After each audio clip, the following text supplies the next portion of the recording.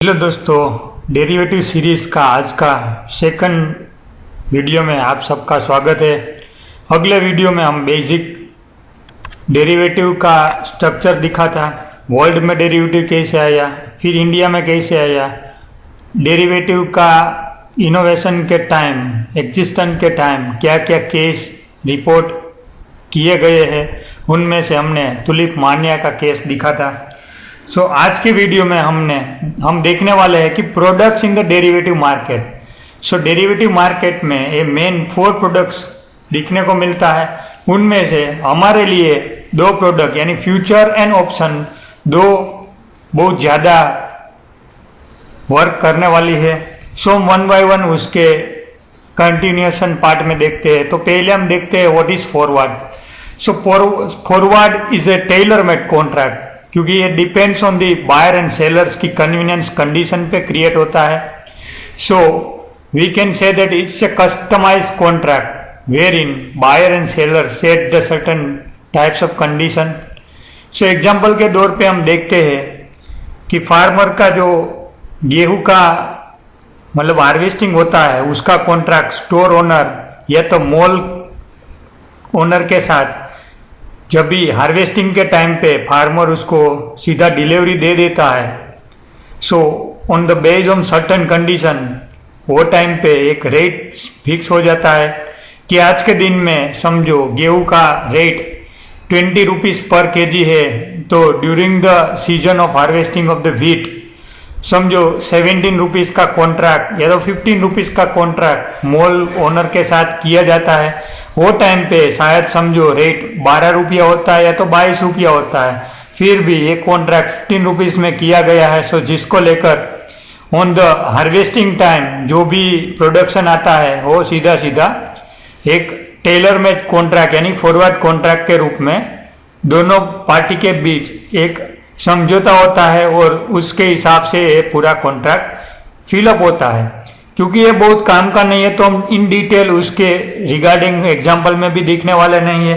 Just for the sake of the knowledge आपको पता होना चाहिए कि आप डेरिवेटिव मार्केट में वर्क करते हैं तो forward is A one kind of a tool या तो प्रोडक्ट। बेनिफिट वही रहता है, कन्वीनियंस कंडीशन रहती है, easy to create the contract and rules बहुत लिमिटेड होते हैं। उसका डिसएडवांटेज हम बोल सकते हैं कि डिफॉल्ट रिस्क। समझो मॉल कीपर डिफॉल्ट कर देता है या तो लेना का मना कर देता है, तो फार्मर का जो भी कॉन्ट्रैक्ट है वो कैंसिल हो जाता है। Very complex to match the demand and supply.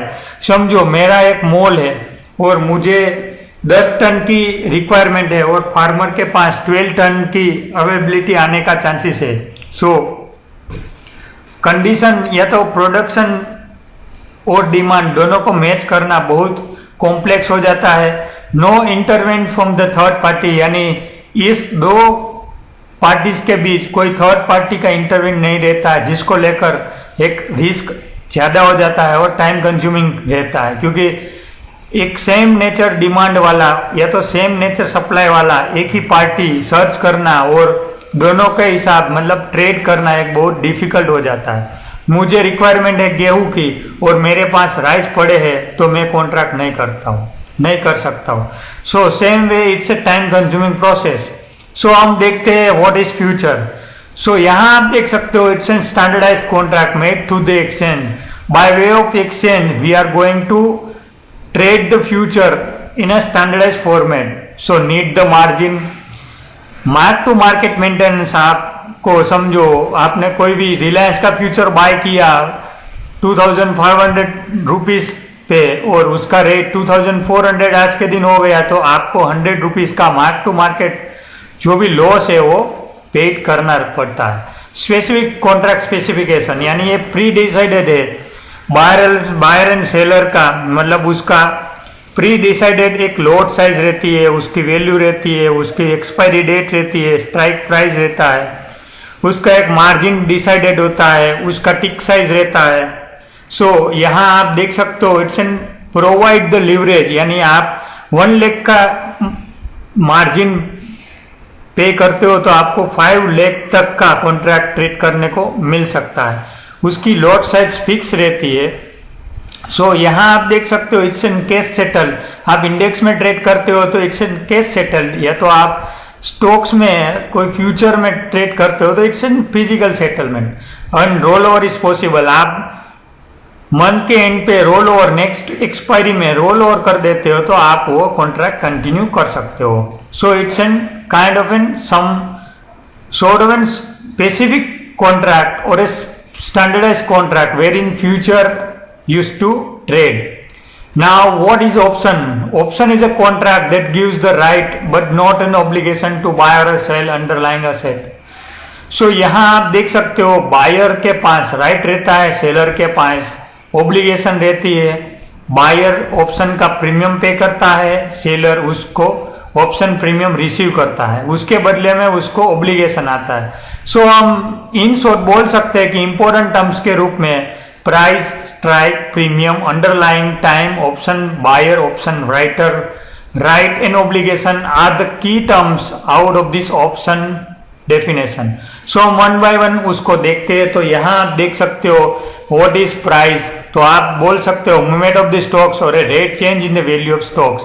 Reliance का शेयर है 2500 पे ट्रेड हो रहा है, 2510 हो जाता है, 2490 हो जाता है, तो वो हम प्राइस बोल सकते हैं, मतलब rate of change in the value of stocks. Next strike, यानी कॉल पुट की प्री डिसाइडेड स्ट्राइक रहती है डेरिवेटिव मार्केट में, सो हम उसको ऑप्शन स्ट्राइक बोल सकते हैं। स्ट्राइक ग्रेप, यानी दो स्ट्राइक के बीच, समझो निफ्टी आज 12,000 पे ट्रेड कर रही है, सो निफ्टी का ऑप्शन कॉल 12,000, 11,900, 11,800, 12,100, 12,200, सो 100 के गैप में अलग अलग स्ट्राइक अवेलेबल है, जिसको हम स्ट्राइक ग्रेप बोल सकते हैं। नेक्स्ट है प्रीमियम, यानी जो भी ऑप्शन, समझो निफ्टी आज 12,000 पे ट्रेड हो रही है, 12,000 का कॉल ऑप्शन का प्रीमियम आज की डेट में 120 दिखने को मिल रहा है, सो premium 120 is the option premium for 12,000 call. Underline, यानी निफ्टी स्पॉट हमारे केस में अंडरलाइन बन जाती है। निफ्टी 50 यानी 50 स्टॉक्स की मूवमेंट के आधार पे एक इंडेक्स बनाया गया है, जिसको हम निफ्टी 50 बोलते हैं। इन 50 स्टॉक्स की मूवमेंट के आधार पर निफ्टी 50 यानी निफ्टी स्पॉट में मूवमेंट आती है, जिसको लेकर निफ्टी फ्यूचर में मूवमेंट आती है, और जिसको लेकर उसके अलग अलग ऑप्शन की स्ट्राइक प्राइस में मूवमेंट आती है। सो जिसको हम अंडरलाइन बोल सकते हैं। Based of the option can be stock, commodity और करेंसी। सो अलग अलग अंडरलाइन हमारे केस में हो सकती है। टाइम, यानी एक्सपायरी टाइम हर मंथ का लास्ट थर्सडे एक्सपायरी डेट रहता है। मैंने एक वीक पहले या तो 15 दिन या तो 20 दिन या तो मंथ की स्टार्टिंग में जो भी टाइम पे और ऑप्शन का ट्रेड किया है बाय या सेल, तो मेरे पास टाइम टू एक्सपायरेशन एक डेज, सर्टेन डेज रहते हैं, वो पहले से प्री डिसाइडेड रहते हैं।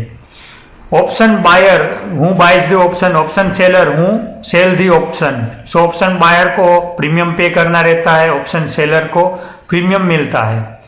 राइट ऑप्शन बायर के पास रहता है, क्योंकि उसने ऑप्शन प्रीमियम पे किया है, इसलिए उसका राइट बनता है ऑप्शन को एक्सरसाइज करना कि नहीं करना।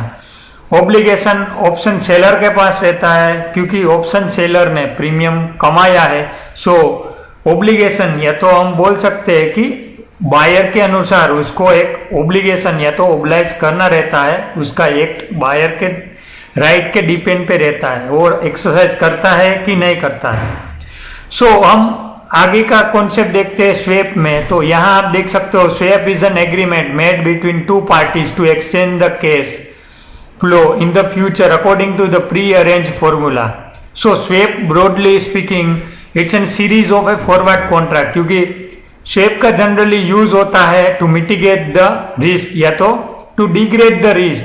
काफी बार हमने इंटरेस्ट वोलाटिलिटी या तो करेंसी एक्सचेंज रेट या तो कमोडिटीज प्राइस को एक सर्टेन पॉइंट पे रिस्क को मिनिमाइज करने के लिए स्वैप का यूज होता है। एग्जाम्पल के तौर पे हम देखते हैं तो इंटरेस्ट रेट स्वैप, कोई भी बैंक ने समझो इंटरेस्ट लोन पे काफी सारे बड़े बड़े कंपनीज को ऑफर की गई है, सो जिसको लेकर एक डिफॉल्ट रिस्क रहने का चांसेस रहता है। So to mitigate such the risk bank करती क्या है, दूसरी बैंक को एक स्वैप रेट पे उसको थोड़ा बहुत लोन ट्रांसफर कर देती है। सेम नेक्स्ट एग्जांपल हम देखते हैं, इंश्योरेंस कंपनी, एक इंश्योरेंस कंपनी ने एक बहुत बड़ा समझो रिलायंस इंडस्ट्रीज का इंश्योरेंस ले लिया है।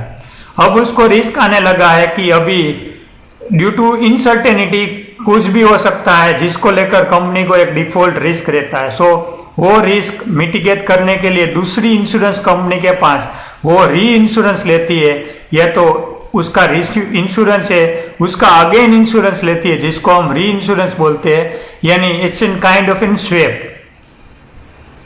अब हम देखने वाले हैं कि मार्केट में अलग अलग पार्टिसिपेंट्स कौन से वर्क करते हैं, जिसको लेकर हमको आने वाले टाइम में हम जब भी डेरिवेटिव में ट्रेडिंग करने वाले हैं, सो हमारे माइंड में मार्केट पार्टिसिपेंट रहना चाहिए, ताकि हमको पता चले कि इस पर्टिकुलर ट्रांजेक्शन या तो ट्रेड में कौन सा पार्टिसिपेंट एक्टिव है या तो कौन सा पार्टिसिपेंट का पलड़ा भारी है।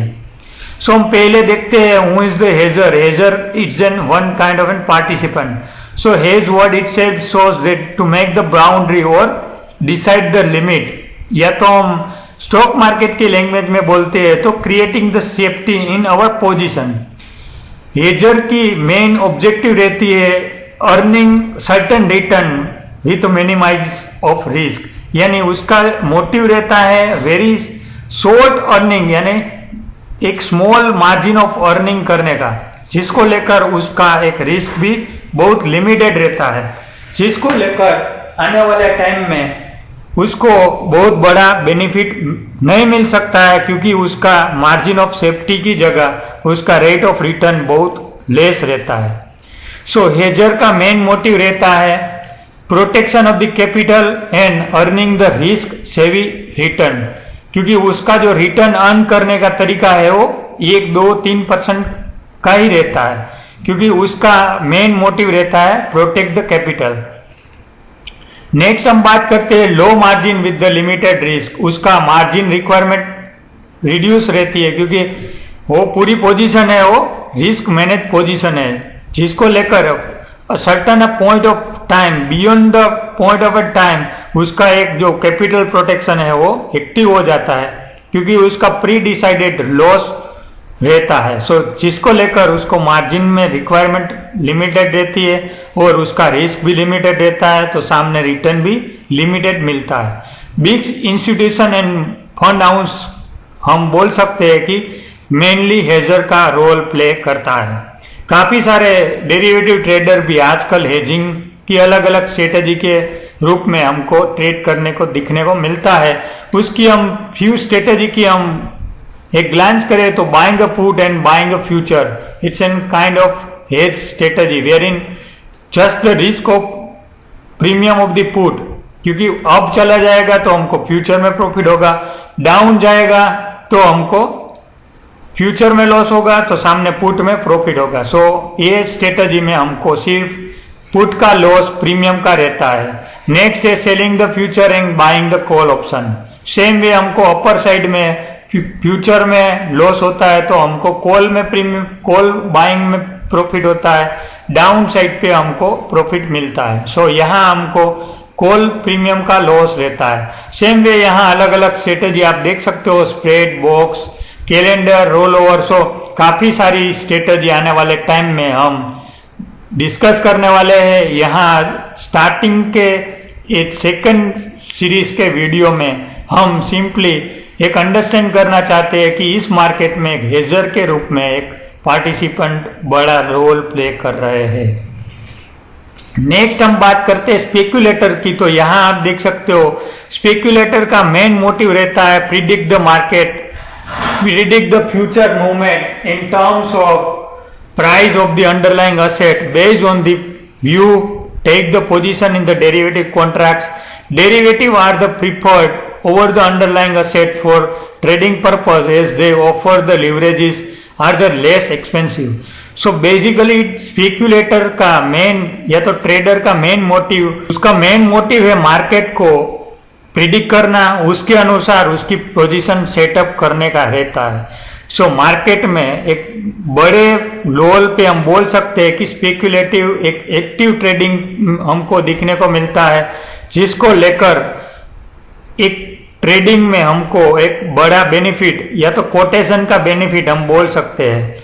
क्योंकि स्पेक्युलेटर का जो बेनिफिट या तो उसका इंटेंशन बड़ा पैसा अर्न करने का रहता है, उसका रिस्क ज्यादा रहता है, उसके सामने उसका रिटर्न का चांसेस भी ज्यादा रहता है। स्पेक्युलेटर के हम एग्जांपल की हम बात करते हैं तो यहाँ आप देख सकते हो यस बैंक का एफपीओ का अनाउंसमेंट होने के पहले पहले हमको एसएलबीएम के अंदर 2-3 दिन में करोड़ ऑफ द वॉल्यूम दिखने को मिला था। सो वो हम बोल सकते हैं कि स्पेक्युलेटर इट्स एन पावरफुल एंटिटी या तो पावरफुल पर्सनालिटी, उसको पहले से मार्केट का इनसाइडर इंफॉर्मेशन मिल जाता है, उसके अनुसार उसकी पोजीशन बनाने में वो एक्टिव हो जाते हैं। जीएमएम के रिसेंटली ओएफएस के जरिए आपको पता होगा कि एक बड़ा डिस्काउंट 30-35% का हेवी डिस्काउंट कंपनी ने एक 17.6% का एक स्टेक सेल दिखने को मिला था,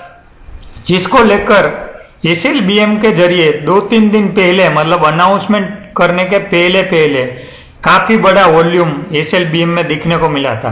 सो वो टाइम पे स्पेक्युलेटर एक्टिव हो जाते हैं, उसको पता चल जाता है कि ये न्यूज आने वाला है, या तो शायद वो भी हो सकता है कि कंपनी का ये क्लोज एंटिटी हम बोल सकते हैं। सो स्पेक्युलेटर की हम एक्टिविटी ट्रैक करते हैं तो हमको एक बड़ी अपॉर्चुनिटी इस मार्केट में मिल सकती है।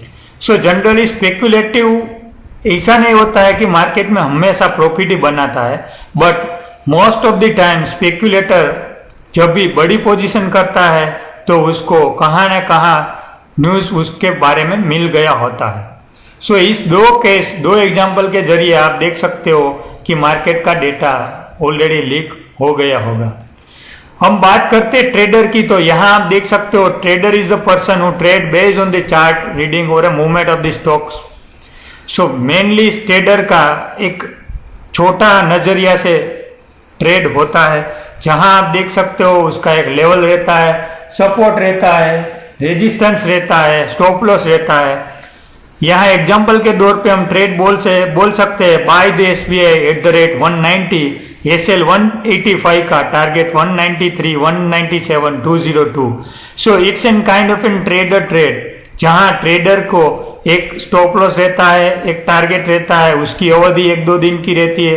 काफी बार इंट्राडे में भी ट्रेड इनिशिएट करते हैं। सो ट्रेडर का जो वॉल्यूम रहता है वो एक लिमिटेड पीरियड के लिए दिखने को मिलता है। अब हम बात करते हैं आर्बिट्रेजर की, तो आर्बिट्रेजर का मेन मोटिव मार्केट को स्टेबल रखना है, परफेक्ट रखना है। प्राइम उसका मोटिव वही है कि मार्केट की जो प्राइस है इम्परफेक्ट प्राइस को परफेक्ट करने का है। जब भी दो एक्सचेंज पे अलग अलग प्राइस सेम कमोडिटी या तो सेम स्टॉक का चलता है तो वो टाइम पे एक एक्सचेंज में समझो एनएसई और बीएसई दो एक्सचेंज है, जहां रिलायंस का रेट 2500 एनएसई पे चल रहा है, 2510 बीएसई पे चलता है, तो वो स्टॉक्स एनएसई में बाय करता है और बीएसई में सेल कर देता है। सो आगे जाके होता क्या है कि दोनों एक्सचेंज में 2505 का रेट डिस्कवर हो जाता है। सो मेनली आर्बिट्रेजर का प्राइम मोटिव रहता है मार्केट को परफेक्ट रखने का। ज्यादातर उसका वॉल्यूम मार्केट में दिखने को मिलता है क्योंकि उसका जीरो रिस्क गेम रहती है। एक एक्सचेंज में सेम कमोडिटी सेल की है, दूसरे एक्सचेंज में सेम कमोडिटी या तो स्टॉक्स या तो अंडरलाइन बाय की हुई है। सो केस टू केस यानी एनएसई में केस बाय, बीएसई में केस सेल, या तो केस एनएसई में बाय करता है और एनएसई में फ्यूचर सेल कर देता है। सो उस बेसिस पे उसका पूरा वर्क रहता है। सो आर्बिट्रेजर की हम मेन बिग इवेंट बोलते हैं तो IPO, OFS, stake sale, FPO, big volatility news, event पे, बजट पे, मॉनेटरी पॉलिसी पे कोई अनसर्टेन इवेंट बन जाती है तो वो टाइम पे उसका मेन आर्बिट्रेज एक्टिविटी का स्कोप मिलता है। डिविडेंड स्पेशल अनाउंसमेंट होता है तो वो टाइम पे भी आर्बिट्रेजर को एक बड़ी अपॉर्चुनिटी दिखने को मिलती है। Earlier there was a very big earning opportunity but now due to the algo development एक गैप जो एक्सचेंज पे चलता था वो आज की डेट में दिखने को मिलता नहीं है। सो मेनली आपको देखना वही है कि कोई भी स्टॉक्स में आप देखते हो तो पहले आपको वही देखना है कि